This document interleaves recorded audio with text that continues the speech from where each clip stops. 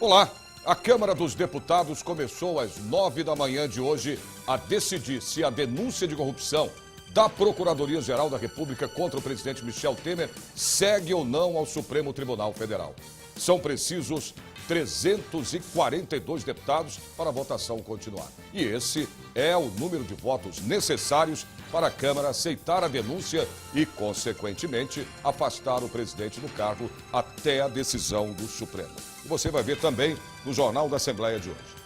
O Parlamento Paulista adere ao movimento Agosto Violeta. Secretaria de Meio Ambiente entrega relatório sobre lixões de São Paulo aos deputados da Assembleia. Ainda dá tempo para quem quer doar cabelos para pacientes com câncer. A partir de agora no Jornal da Assembleia.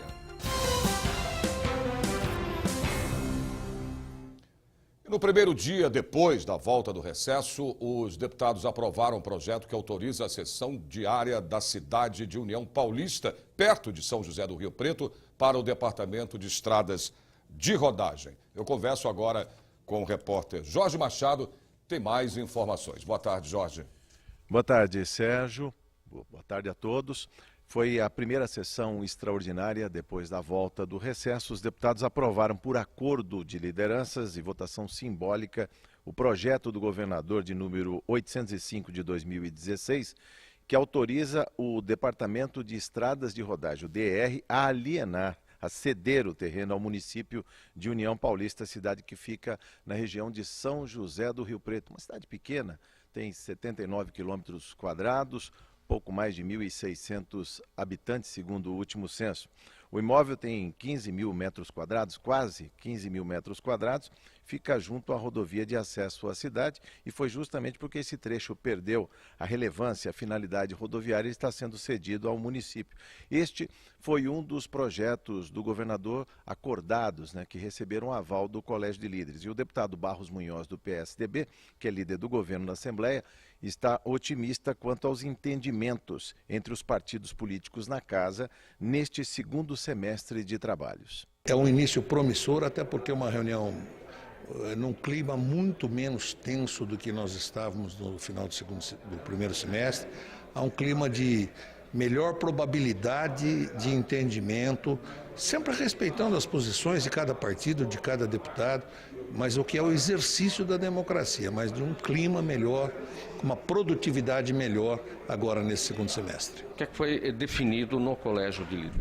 Olha, nós discutimos dois projetos de autoria do governador, o 873 e o 804, e não houve entendimento para votá-los de imediato. O 873 pode ser que seja votado amanhã, e o 874 nós vamos dar um tempo de 15 dias para constatar qual é a situação de uma DIN que foi apresentada contra essa lei pelo Executivo e que se encontra em julgamento no Supremo Tribunal Federal. Eu converso agora com a repórter Priscila Silvério, que está no auditório Teotônio Vilela, aqui da Assembleia Legislativa, e acompanhando esse evento, que é o lançamento do livro Caminhos da Terra. Boa tarde, Priscila. Boa tarde, Sérgio. Boa tarde a todos. Bom, esse livro é uma pesquisa com dados da violência no campo no Brasil. Só no ano passado aconteceram 1.536 conflitos de terra, no campo. Desses, 1.079 registraram algum tipo de violência, com 61 mortes, uma média de 4,2 conflitos por dia. Esse é o maior índice nos últimos 10 anos. O livro Conflitos no Campo Brasil 2016 é uma realização da Comissão Pastoral da Terra em parceria com a CNBB, que é a Conferência Nacional dos Bispos do Brasil. O lançamento acontece, então, aqui no auditório Teotônio Vilela, a pedido do deputado Carlos Neder, do PT. E quem tiver interesse pode baixar o livro pela internet, no site cptnacional.org.br. Sérgio. Obrigado, Priscila. E hoje tem reunião aqui na Assembleia da CPI da citricultura. Quem tem as informações ao vivo é o repórter Mauro Frisman. Boa tarde, Mauro. Meu caro Sérgio Everton, boa tarde a você, boa tarde a todos que acompanham esta edição do Jornal da Assembleia. Olha, a CPI da citricultura foi constituída aqui na Assembleia Legislativa de São Paulo para apurar eventual prática de cartelização na indústria da produção de suco de laranja no estado de São Paulo. E na reunião de hoje, quarta-feira, marcada para ter início a partir das 2 horas da tarde, os deputados vão ouvir diversas pessoas ligadas a associações da produção de suco. Vamos a elas. Senhor Horst Jacó Rappel, ele é CEO da Bacitrus Agroindústria S.A., também o senhor Antônio Francisco Armelin Gomes e o senhor Reinaldo Roberto Sesma. Os deputados, além de ouvirem essas pessoas, também vão tratar de assuntos de interesse da comissão e vão deliberar sobre a pauta. Os trabalhos começam, portanto, a partir das 2 horas da tarde. O presidente desta CPI é o deputado Fernando Cury, do PPS. Sérgio Everton. Obrigado aí pelas suas informações, Mauro Friesman. E a situação dos lixões é uma das principais preocupações da Secretaria Estadual do Meio Ambiente. Muitos aterros ainda funcionam de maneira irregular, sem o tratamento adequado do lixo. O resultado de um mapeamento foi apresentado pelo secretário Ricardo Salles aos deputados da Comissão de Meio Ambiente e Desenvolvimento Sustentável, aqui na Assembleia Legislativa. Veja agora na reportagem da Carla Francisco. O secretário estadual de Meio Ambiente veio em cumprimento ao artigo 52 da Constituição Estadual, que determina uma prestação de contas dos trabalhos. O levantamento sobre os aterros foi feito em todos os municípios do estado de São Paulo. E na região oeste foi encontrado o pior cenário. O que se precisa fazer nesse momento? Solução consorciada, regional consorciada para os municípios. Esse é um apoio que a Secretaria tem dado e tem preparado e tem colocado à disposição dos prefeitos nessa região. É importante que eles se engajem, é importante que eles se mobilizem para aproveitar essa oportunidade de implementar aterros regionais consorciados, que são, salvo algumas hipóteses excepcionais, a única solução viável no curto prazo para resolver o problema nesta e em algumas outras regiões do estado também. O secretário também destacou a necessidade de uma inspeção nos veículos mais pesados movidos a diesel em todo o estado. Para isso, uma nova legislação que regulamente o trabalho pode começar a valer a partir do próximo ano. Agora eu vejo que caminhões do próprio estado, do governo do município de São Paulo, da CT, enfim, estão poluindo a nossa cidade. Então cabe ao estado também dar o exemplo. Não adianta colocar o catalisador ou pedir a averição dos carros, enfim, mas eu acho que o estado tem que dar o exemplo. Nós falamos também sobre fauna, sobre flora, então acho que foram quase 3 horas de explanação. Acho positivo, que deixou muitas coisas em aberto que cabe agora à comissão cobrar e desenvolver com o secretário. Entre os próximos passos da comissão... E hoje, olha, faz 50 dias que não chove em São Paulo, mas a secura deve acabar amanhã com a chegada de uma nova frente fria ao estado. Vamos ver a previsão do tempo para hoje. Na região metropolitana de São Paulo, a quarta-feira terá aumento de nebulosidade na parte da tarde. Não chove, a máxima é de 26 graus. Presidente Prudente e cidades próximas, tarde de sol e céu aberto. Temperatura e elevação, máxima de 30 graus. Muito calor também em toda a região de Araçatuba. A máxima fica nos 29 graus. Previsão de muito sol e calor na tarde desta quarta em São José do Rio Preto e região, 30 graus de máxima. E em Ribeirão Preto e cidades vizinhas, o sol brilha entre poucas nuvens. A máxima fica nos 28 graus. O Parlamento Paulista adere ao movimento Agosto Violeta. O Jornal da Assembleia volta em instantes.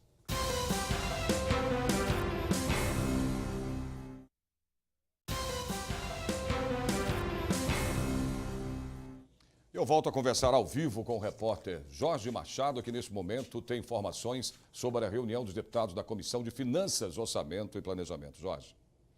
Isso mesmo, Sérgio. A partir das 14 horas, no plenário Tiradentes, tem reunião da Comissão de Finanças, Orçamento e Planejamento. Na convocação do deputado Wellington Moura, do PRB, presidente em exercício, constam 104 itens para deliberação. O primeiro deles, o projeto de lei 228 de 2013, do deputado Gilmaci Santos, do PRB, ele que altera trecho da lei 6.374 de 89, que institui o ICMS. Esse projeto tem parecer favorável do relator, o deputado Edson Giriboni, do PV, e outros 103 projetos, moções e indicações. Só lembrando que a Comissão de Finanças, Orçamento e Planejamento vai ouvir a população de São Paulo a partir da próxima sexta-feira, dia 4 de agosto, as audiências públicas do Orçamento 2018. Serão 25 encontros em diversas regiões do estado, cidades, sedes de regiões administrativas, metropolitanas, aglomerados urbanos. Começa na próxima sexta-feira em Mogi das Cruzes, às 18 horas, na Câmara Municipal. Sérgio. Ok, Jorge. E hoje tem uma frente, né, parlamentar, uma reunião da frente parlamentar em defesa dos direitos da comunidade nordestina de São Paulo. É isso mesmo, né, Mauro? É isso mesmo, Sérgio Everton. E olha só, hoje, dia 2 de agosto, são lembrados os 28 anos da morte do cantor e compositor Luiz Gonzaga do Nascimento, o Gonzagão, o Rei do Baião. E hoje também se celebra o Dia do Nordestino. E o objetivo desta frente parlamentar em defesa dos direitos da comunidade nordestina é debater as diversas situações que envolvem essa comunidade, especialmente a exploração da mão de obra, o trabalho escravo e também o preconceito. E um outro objetivo desta frente é abrir um canal de diálogo entre os parlamentares e a comunidade nordestina, que são 8 milhões de pessoas em todo o estado de São Paulo, 450 mil só na cidade de Guarulhos, que é o segundo maior município do estado de São Paulo. O coordenador desta frente parlamentar é o deputado Gileno Gomes, do PSL, nordestino, de Feira de Santana, na Bahia. O encontro começa às 7 horas da noite e será onde? No Auditório Teotônio Vilela, nordestino, de Alagoas. Sérgio Everton. Obrigado, Mauro. E a Assembleia Legislativa de São Paulo aderiu ao movimento Agosto Violeta. No 9 de julho, sede do Parlamento Paulista ficou todo iluminado de violeta. O Agosto Violeta é um movimento de combate à violência social e de promoção do perdão e da paz. A cor violeta foi escolhida porque representa a purificação, a transformação, a cura física, emocional e mental. O Agosto Violeta foi uma iniciativa conjunta da ONG Instituto Ivisota e da Associação Brasileira de Qualidade de Vida. A ideia é complementar o Dia Nacional do Perdão, comemorado em 30 de agosto. Cerca de 300 mil pessoas, entre adultos, adolescentes e crianças, têm a síndrome de Down no Brasil. 30 mil em São Paulo. Projeto de lei do deputado Celso Nascimento, do PSC, quer obrigar hospitais públicos e privados a notificar o nascimento de crianças com alteração genética. Muitos pais, ao receberem a notícia de que o filho tem síndrome de Down, ficam sem saber a quem recorrer e sem as informações sobre como agir durante as primeiras etapas da vida da criança. É por isso que o atendimento imediato, oferecido pelas entidades especializadas, se torna decisivo para o desenvolvimento dela. Além disso, muitos profissionais de saúde não estão preparados para informar o diagnóstico à família. A Pais São Paulo, Associação de Pais e Amigos dos Excepcionais, criou o programa chamado O Momento da Notícia, para apoiar pais e familiares em relação ao entendimento e aceitação da nova realidade. É importante que, no momento de contar para a mãe, espere o momento mais oportuno, o momento que a mãe esteja com o companheiro, o esposo ou com alguma parente, que ela não esteja sozinha. É importante que mostre, apresente o bebê e mostre os sinais clínicos da síndrome para a mãe, sempre numa linguagem assim muito fácil para a mãe, muito clara, não deixando dúvidas para a mãe, né, sem os termos técnicos, tranquilizando essa mãe, né, e comentando com ela os aspectos positivos, que é uma criança que tem atraso, né, no desenvolvimento, mas com a estimulação ele pode superar e ter um desenvolvimento como qualquer outra criança. Pela proposta, os hospitais devem comunicar instituições e entidades que trabalham com pessoas com síndrome de Down. Para o deputado Celso Nascimento, do PSC, autor do projeto de lei, a ideia é garantir assistência à família e ao recém-nascido o quanto antes. Normalmente, a mãe não sabe que o seu filho está com a síndrome e, por um tempo, ela trata o bebê como uma normalidade da criança e passa-se o tempo e, quando ela percebe, é um choque muito grande para ela, mãe, para a família. E muitas vezes já começa o tratamento e a adequação de como cuidar desta criança tarde demais. Então, esse projeto de lei fará com que, primeiro, os médicos já identificam, só que eles não comunicam. Então, que seja comunicado às entidades que cuidam dessas crianças, para que as entidades venham e preparem um trabalho de aconselhamento, de apoiamento para com as mães, para com a família e depois para com as crianças, os bebês, e deem a eles, desde o início, já um tratamento adequado para esses que têm a síndrome de Down. O programa da Pai São Paulo fez toda a diferença na vida da mãe Gleice, do pai Fernando e do pequeno Fernando, de 1 ano e meio de idade. Por mais que eu já soubesse que meu filho tinha síndrome de Down, é difícil você encontrar, até você se achar, o que você pode fazer para que seu filho na primeira infância tenha uma assistência, um acompanhamento correto, para que ele tenha uma vida saudável, né? O primeiro atendimento é muito importante e esse direcionamento às vezes é difícil. O suporte que o pai e a mãe precisam nesse momento é grande, né? Eu e ela, no caso, nós nos ajudamos nessa questão, né? Ela me acalmava, eu acalmava ela, então a gente tirou de letra, acabamos tirando de letra. Quanto antes essa mãe buscar uma ajuda, estar bem acolhida, melhor ela vai lidar com essa situação e ajudar muito mais o seu bebê e o esposo, os demais familiares dela, da casa dela, né?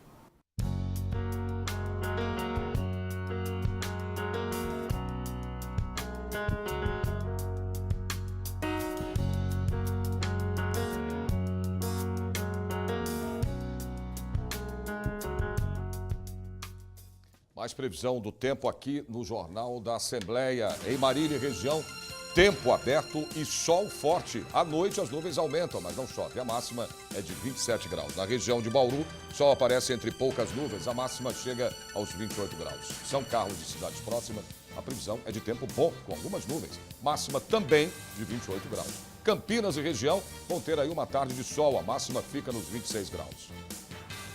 Ainda dá tempo para quem quer doar cabelos a pacientes com câncer. Os detalhes você tem depois do intervalo. Até já.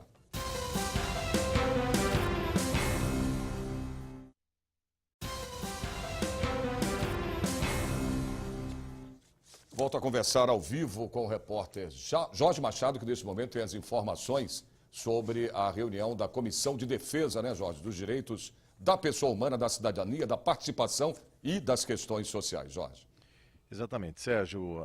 Essa comissão é presidida pelo deputado Carlos Bezerra Júnior, do PSDB, na convocação desta reunião, que acontece às 15 horas, no plenário José Bonifácio. Constam 7 projetos de lei, mais 4 moções, 8 requerimentos. O primeiro item da pauta, o projeto de lei 76 de 2016, de autoria do deputado Estevão Galvão, do Democratas, ele que é segundo secretário da mesa diretora. O objeto do projeto dispõe sobre políticas públicas para a primeira infância no Estado. A deputada Beth Saão, do PT, relatou favoravelmente. Está aí a reunião da Comissão de Defesa dos Direitos da Pessoa Humana, da Cidadania, da Participação e das Questões Sociais, que acontece a partir das 15 horas no plenário José Bonifácio. Sérgio. Obrigado, Jorge. Está pensando em cortar o cabelo, mudar o estilo? Por que não juntar a ideia de um novo penteado com uma boa ação? Uma campanha do Poupa Tempo de São Paulo está recebendo doações de cabelo até o dia 29 de setembro para a confecção de perucas para pessoas em tratamento de câncer. O material arrecadado vai para a Associação das Voluntárias do HC de São Paulo. Confira agora como ajudar. Agora você pode doar uma parte do seu cabelo e ainda ajudar quem mais precisa. É a campanha Fio Generoso do Poupa Tempo. Pode doar o cabelo qualquer pessoa. E para elas doarem, como é que precisa? Pode ter o cabelo curtinho assim como o nosso, pode ter cabelo tingido. Quais são as especificações aí? O comprimento mínimo da mecha é de 10 centímetros. Então, mesmo a pessoa tendo um cabelo curto, se tiver 10 centímetros para doar, tá válido. O gesto é simples e dura menos que 1 minuto. A Cleide cortou o cabelo no final de semana, guardou no saquinho e logo cedo, na segunda, foi entregar no Poupa Tempo da Sé. Você cortou o cabelo só para doar ou você já ia cortar o seu cabelo? Eu cortei para doar mesmo. Pra doar. Onde estava o seu cabelo? Meu cabelo estava aqui. Tava aqui na altura do sutiã aqui das costas. Isso. O que você acha dessa ação? Eu acho maravilhosa, porque eu tô fazendo curso de enfermagem, né? Tô trabalhando no hospital, então, tipo assim, eu vou ficar falando, vou chorar. Os cabelos doados serão usados na confecção de perucas destinadas às pessoas em tratamento quimioterápico. As mechas arrecadadas serão enviadas à Associação das Voluntárias do Hospital das Clínicas de São Paulo, a instituição que é responsável pelo encaminhamento das doações para a confecção das perucas. Para doar, basta seguir este passo a passo. Lave seu cabelo com shampoo e condicionador e, em seguida, seque-o muito bem. Penteie seu cabelo e separe com um elástico mechas de pelo menos 10 centímetros, comprimento mínimo exigido para realizar a doação. Faça o corte 1 centímetro acima do elástico que você prendeu o cabelo. Coloque a mecha cortada em um saco plástico e feche-o. Entregue em qualquer posto poupa-tempo. Essa campanha dura até o dia 29 de setembro. E para entregar o cabelo cortado, basta procurar qualquer unidade do poupa-tempo no estado de São Paulo. Pode ser qualquer tipo de cabelo, com tratamento químico ou sem, loiro, preto, liso, crespo, grisalho, não tem nenhuma restrição. Vai fazer bem para uma pessoa, com certeza. Mais previsão do tempo para outras cidades do litoral e também do interior de São Paulo. Sorocaba e região, uma quarta-feira de sol forte e poucas nuvens. A máxima é de 25 graus. No Vale do Ribeira, as nuvens aumentam no fim do dia, mas não há previsão de chuva. A máxima é de 28 graus em registro. Em Santos e outras cidades do litoral de São Paulo, a quarta-feira terá uma tarde de sol forte. A máxima também chega aos 28 graus. Sol forte em todo o Vale do Paraíba. Em São José dos Campos, a máxima fica nos 25 graus. Por hoje é só. O Jornal da Assembleia desta quarta-feira termina aqui. Você pode assistir a partir das 2h30 da tarde à sessão plenária, ou pela TV Alesp ou através do portal, que é o al.sp.gov.br. A gente se vê de novo amanhã, a partir do meio-dia. Até lá.